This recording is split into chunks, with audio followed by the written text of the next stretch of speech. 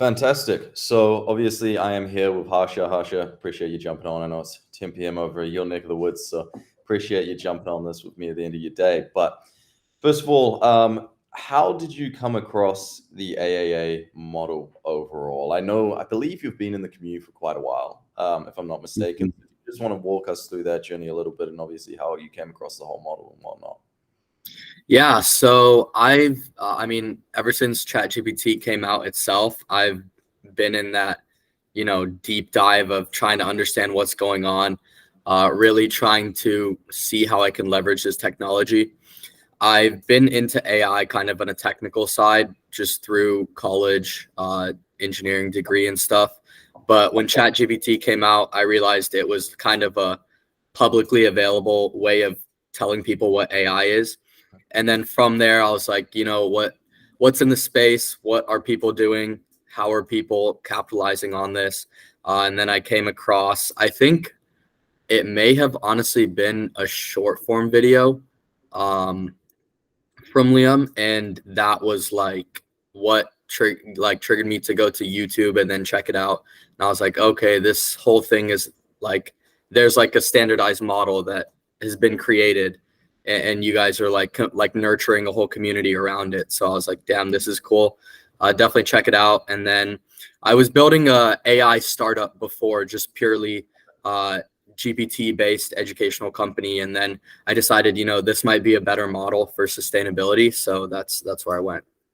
Okay, fantastic. Tell us a little bit about the startup prior. When did you start that? How long were you operating it? What were the biggest challenges? I find that really interesting. Yeah, so I actually was building it for around 2 years.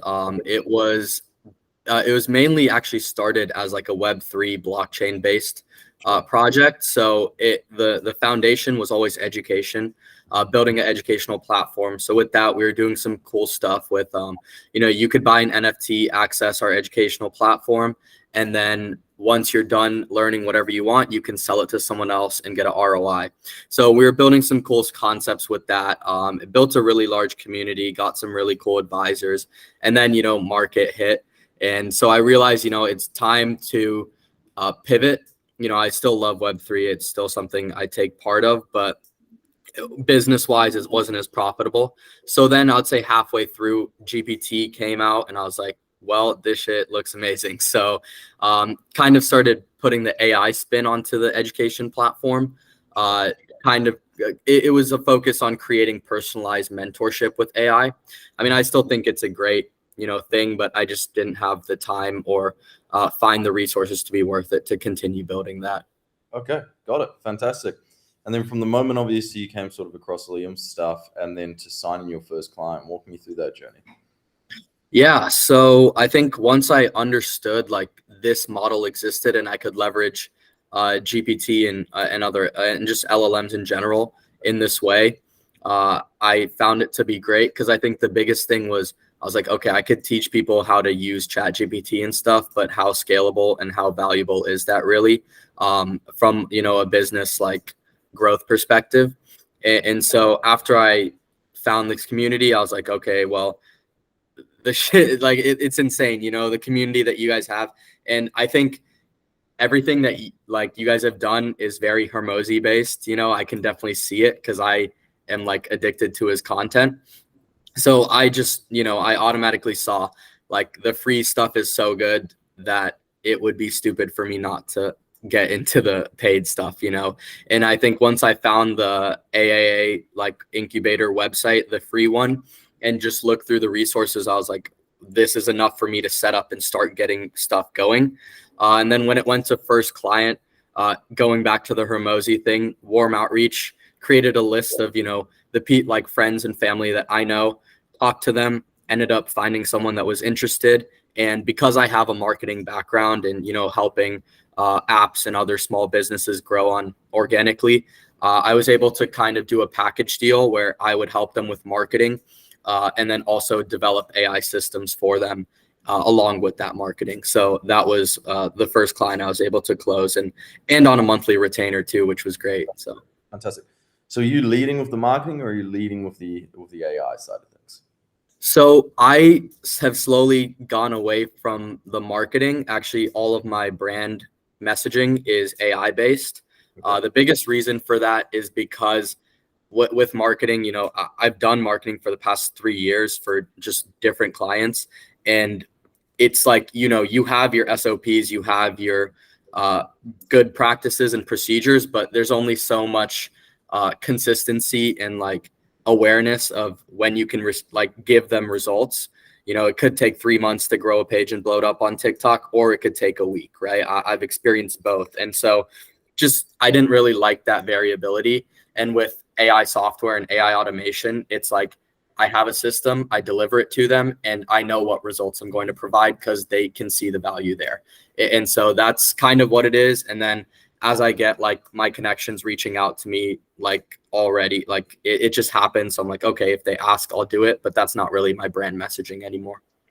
Yeah, 100%. I think that's the interesting thing about AA and the whole model in general, right? Is I know a lot of beginners come in and they say, you know, it's so difficult to do rah. But if you look at something like SMMA, the difference between selling AAA and or having an AAA and having an SMMA is SMMA is easy to get clients, or easier in my eyes to get clients. Maybe not at the moment, but it definitely was 2 years ago.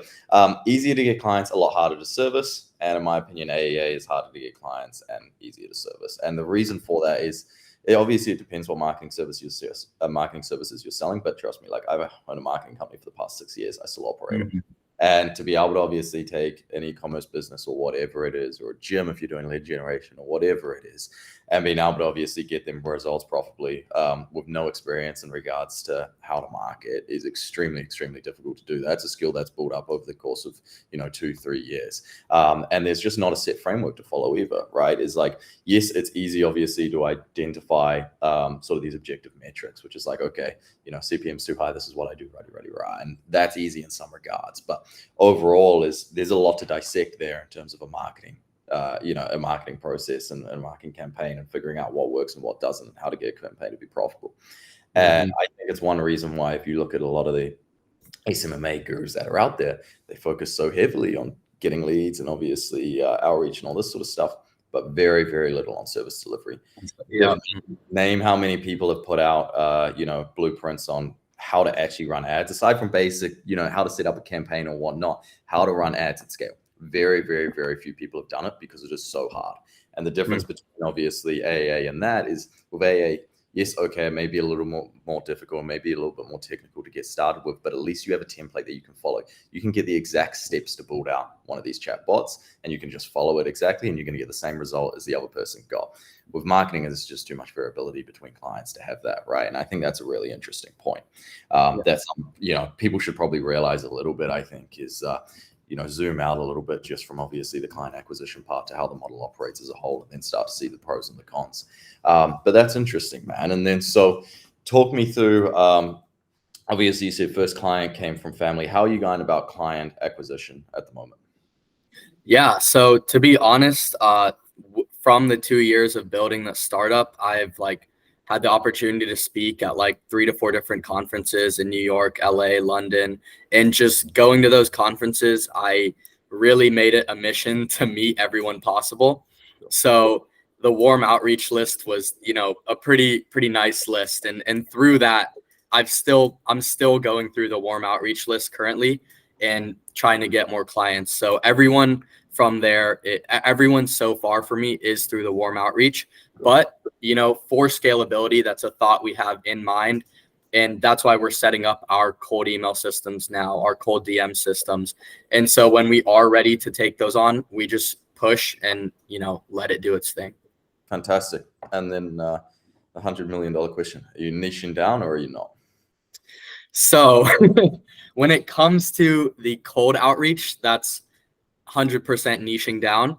But since it's warm outreach and the connections I have are so diverse, I'm not niching down. I'm taking what I can in a sense and learning each of the business models to see, what problems exist, and potentially is there a common problem across the field that exists.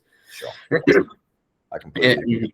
Funny, I was speaking to someone in the accelerator or was it just voice channels yesterday about this, and asking me the same thing, right? And I was like, and you probably feel the same way as a marketer. It's like you want to make decisions based off of data. And at the start, obviously, when you don't have any data and you don't have any feedback on a niche or whatever, your only objective really is just to acquire data. That's all you're trying to do. And so as I said to him, as I was like, at the start, potentially don't niche down. And I know that's a little bit obviously off track from what we've been saying in the past, but we're learning things. I think that's something that everyone has to realize too, is like, this is a brand new model.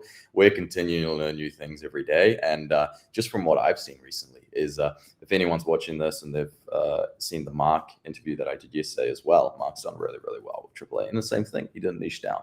And I think at a certain point, yes, 100%, you've got to niche down.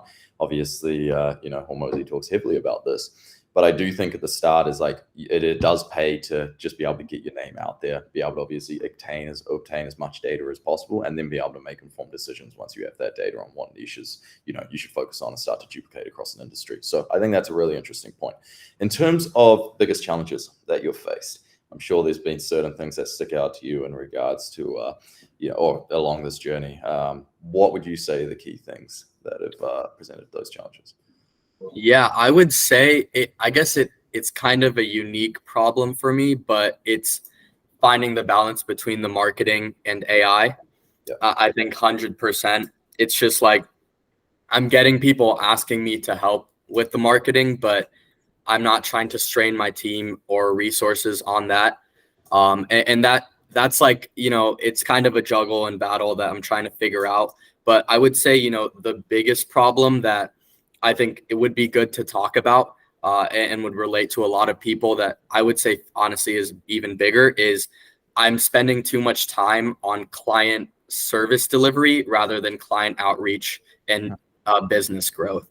And so being able to find the right staff, the right team, the right client account managers, the right back end, just organizing that has honestly taken it's took me the past 2 weeks, and it's probably going to take me the next entire month to really get my SOPs in place, get people trained, onboarded, automatically, using the same onboarding systems that we're delivering to clients and training systems, using that in-house. I think that's 100% the biggest challenge is I want to make sure my clients are on top of the world so that they're referring me to other people. But at the same time, it's I do need to expand my business. I do need to do outreach and talk to new people. So it's really handling that. And I haven't found the best balance yet. So. Yeah, it's interesting. It's obviously the whole thing of be working on the business and not in the business, right? And that's the constant battle as an entrepreneur. Even as an entrepreneur, I always say is your biggest asset's your mind and your creativity, right? And obviously being able to figure out, like you said, how to structure teams, who to put where and whatnot. And you're just really putting all the pieces of the puzzle together. And I think if you get sucked in too much into the business, then it's a liability to everyone. And so at the end of the day, it's just figuring out that organization that structure is really, really difficult to form. I think even we had a hard time with it for the first 5 months until I came across Spencer. It was a really big struggle. And luckily, me and Liam obviously had each other. So Liam could focus a little bit more on obviously the content and the lead generation side of things. And I could get into the nitty gritty of obviously service delivery and all that sort of stuff. But until you find someone that can take that off your plate and run the day-to-day operations, then it gets really, really hard. And it's even harder when obviously you're dealing with an emerging tech like AI, right? Because not only do they need to understand, unless they're a really, really good operator, they need to understand the tech to a certain degree. And so now you've got to almost find a head of operations mixed with, a capable AI developer as well, which is really difficult to find. So that's really interesting that you say that. How's the process been on that side at the moment? You're still working through it? Yeah, so working through it, it's honestly, I would say it's nice that I did have the marketing experience in the past to kind of help me understand how to actually do client delivery. So biggest things we've done, and I suggest everyone do this, is, build out your client portals. How are you going to actually create some sort of page, whether it be Notion, a simple Google Doc, or just some communication channel, Slack, where people can see progress at any point in time. They don't have to ask you what's going on. So we literally have a Notion client homepage for every client. and they can simply at any point in time go to that Notion page and just see like what percentage of the steps have we done? Have we done the preliminary cosine testing? Have we, done the actual implementation? Have we done the final testing? That like it's that back and forth communication that kind of causes a lot of problems and extra time that's unnecessary. So I'm really glad to have gotten those things out of the way. Now the biggest thing is exactly like you said, right? It's like, how do I find someone that is both a developer and an operator that has good communication? And it's kind of hard, you'll find a really, really smart developer that has negative communication skills. And then most of the people that are good managers just aren't familiar with the tech. So I've kind of found a healthy medium where I'm hiring for, I would say, like the 2 clients that are over 3K. For those 2, we have both a client manager and a developer. So the client manager only has like very few tasks of like communication and management. So I can pay them a lot lower fee just for that project.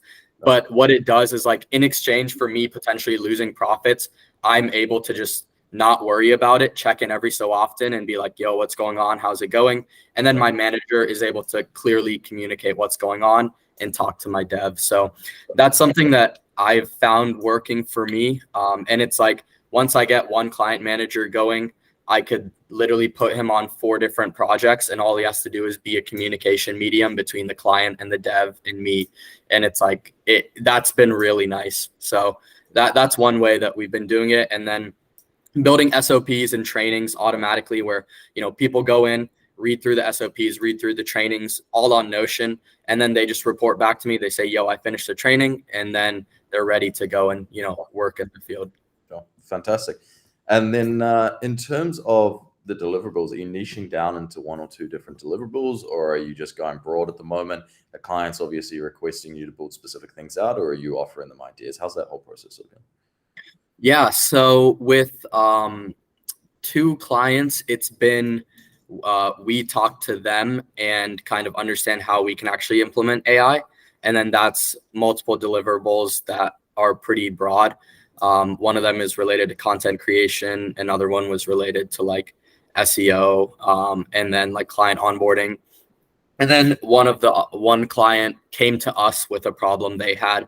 And that one was like, entrepreneur friend, so that was honestly a lot easier to close.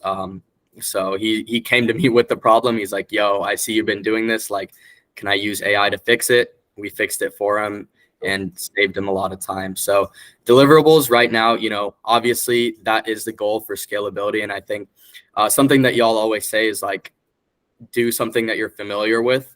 And that's my plan as well, is creating a couple templates and deliverables specifically for content creation. Because I think with me, like I've, been able to get over 1 million followers on social. And that in itself is just a statement that a piece I can use to be like, yo, I know what I'm doing.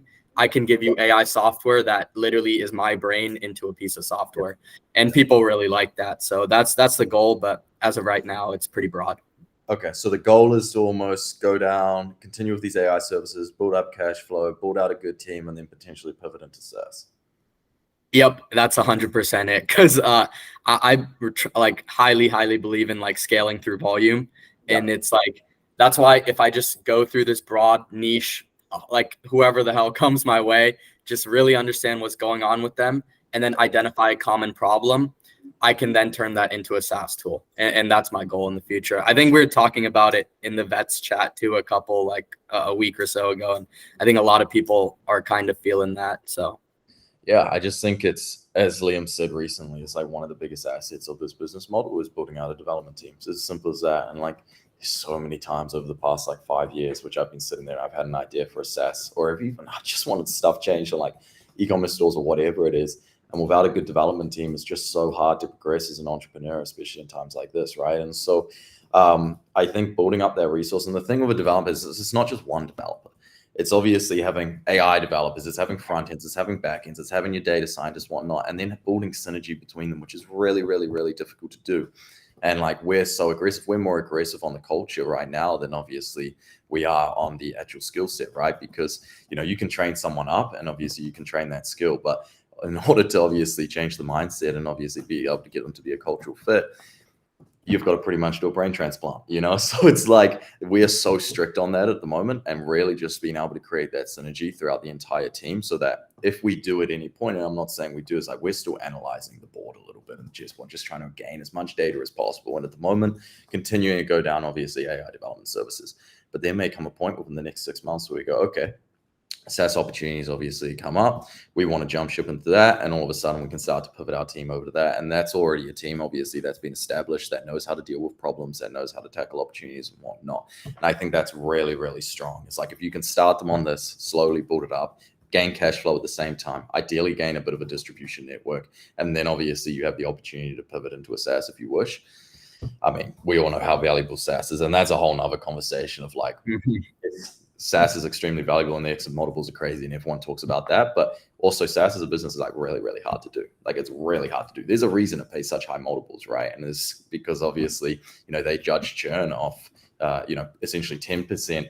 You need to be getting 10%, less than 10% of churn per year, essentially, for it to be as valuable SaaS. And to do that is really, really, really difficult. And I think, obviously, a lot of people go into SaaS and they don't think about the whole development aspect. They don't think about the whole team aspect, and they think, I have an audience, I can just put out a SaaS and people are going to buy it. But no, you obviously, when you're going into SaaS, it's a highly competitive environment. And if you can build up the foundational layers beforehand, essentially through what we just said, right? And obviously starting off with AI development, building out a team through that, I think you're going to put yourself at an immense advantage and really try and, to really obviously take advantage of that opportunity. So that's really interesting that you say that, because we're definitely thinking about going down the same route a little bit potentially in the next couple of years. In terms of the biggest realizations that you've had, what would you say? I know there's some things that you hear sometimes that really just change your perspective on how a model sort of should operate, or how obviously you should tackle the model as a whole. What's been certain things obviously that you've come across or that you've realized even just yourself internally that have made you sort of switch up key components of the business? Yeah, I think the number one realization is that people are scared of AI, but they're not scared of saving time or making more money. And that, simply put, is like you have to productize your offer. What we're doing actually is we're not just selling AI. We're selling AI automation, right, at the end of the day, but the way that we've branded it and productized it is by calling them AI employees.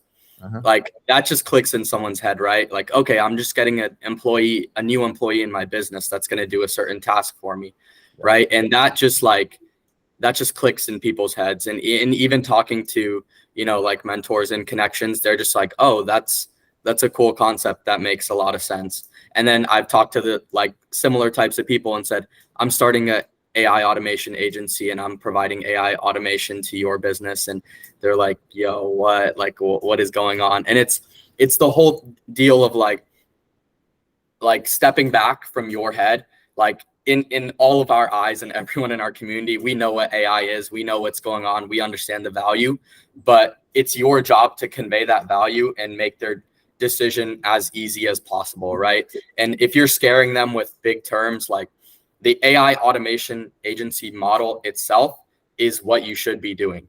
But the way you're portraying it to people should not be named AI automation, Like as a business, that's something that I think is really important, is trying to productize your offer or making it just friendlier to people without using big words. So that's the biggest realization that I've made, working through this. Oh, sure. Yeah, I think it's fully dependent on demographic too, right? It's like you obviously got to figure out. It's just like, as you know, from marketing background, right? With e-commerce, the way you communicate with a 55 to 60-year-old woman, and obviously the way you communicate with an 18 to 22-year-old male is completely different. And it's the same thing with business models. When we go and speak to smaller entities, 100% we're talking like that. Is like, hey, think of this essentially just as another employee. When we're going to speaking to large enterprises, we're saying, the keyword that I'm using a lot at the moment is smart data, right? It's like we're Mm. starting to obviously get into the route where your data becomes smart and it can start to make decisions for you. And that's something that they've been rarely able to understand, is like when we're getting into natural language SQL and all that sort of stuff, and then being able to do predictive analysis based on, off of it. Me chucking out those terms is going to be completely over their head, right? But as soon as I obviously say smart data, or as a CEO, you're going to be able to query any bit of data within your business in seconds. All of a sudden, it's like, okay, that makes sense, and it's obviously just breaking that down, like you said. I think that's really, really important. In terms of the Accelerate, what do you think are the biggest resources, or the resources that you have been utilizing the most within that community? I'd definitely say the actual workshops itself. Yeah. I mean, that I think, fundamentally, like the actual physical, I guess physical resources is the best way to put it, like templates or like documents and stuff are definitely super valuable. And I think, hearing you guys talk in meetings and like watching the recordings, that's just like honestly, like I'm driving home from Atlanta or something, like I'll just 30-minute drive, I'll just put on one of the videos and just listen to it. I'm like, okay, shit, this is a cool piece, You go listen to my voice for 30 minutes. Jesus. I know, bro. I mean, it's either y'all or Hormozi. It's one or the other. So, I know which one I'd pick, but anyway, your choice, mate. and most of the time it's Hormozi. So I don't even blame you. I'll be doing the same. nah, but yeah, I would definitely say those workshops are like I mean, they're just crazy. That's like the biggest thing, and I think it is like, I think for most people the answer would probably be like the templates and the software, which is definitely true. I think we just haven't come across those offerings specifically for our clients, but they're going to be used in the future, and I know that. So I would say right now it's like the workshops of just learning like the ins and outs of different processes and like understanding how you guys do it at your stage. Yeah. That's like something I really value, is like spending money to learn from someone that's already spent the time. That's just like crazy to me, because if I've spent I've had the experience, of like spending a year building something, and it's like if someone just already did something like that and I just got to talk to them for $1,000, like I would probably do it because it would have saved me like 20K, So exactly. And I mean, we're on the same boat, right? Like me and Liam just had a conversation yesterday about chucking a bunch of money at different mentors and stuff for them, especially like on the content side at the moment. And then also from an operations side is like, man, the amount of money that we're putting into mentorship and just self-education at the moment is huge. And I think it's like, obviously, if you can condense, it's all about time, and obviously time is money. And if obviously you can condense that learning down where wherever you can, then do it. And I think that's where the value comes from. I appreciate you jumping on this. I know we've gone over time a little bit. I've taken another 15 minutes of your time, and I know it's good, man. Look, I won't take you any longer. Is there any last bits that you want to say to anyone watching? Is there any key bits of information that you want to get across? I mean, honestly, I would just say learn everything in the beginning. Like, just humble yourself, understand that no matter what you've done, this is a new model for everyone. Like, you ain't shit. The best thing you can do is learn everything possible and just try it. Yeah. And one of the biggest lessons that I've learned from building, SaaS, the SaaS product and stuff in the past is I just tried too hard to be perfect. And what that did was take infinite time, because it's impossible to be perfect. So it will take infinite time, and you'll never be able to create a deliverable or make money or scale. So just the biggest thing is it's scary, but once you get your feet into the water, you're like, oh, damn, this is not that bad. And then it's a learning process from there. 100%. So. Fantastic. On that note, we'll leave it there. Harsha, appreciate it. Appreciate all you're doing for the community. You're highly engaged. I appreciate that. Talk to you soon. Yep, for sure, man.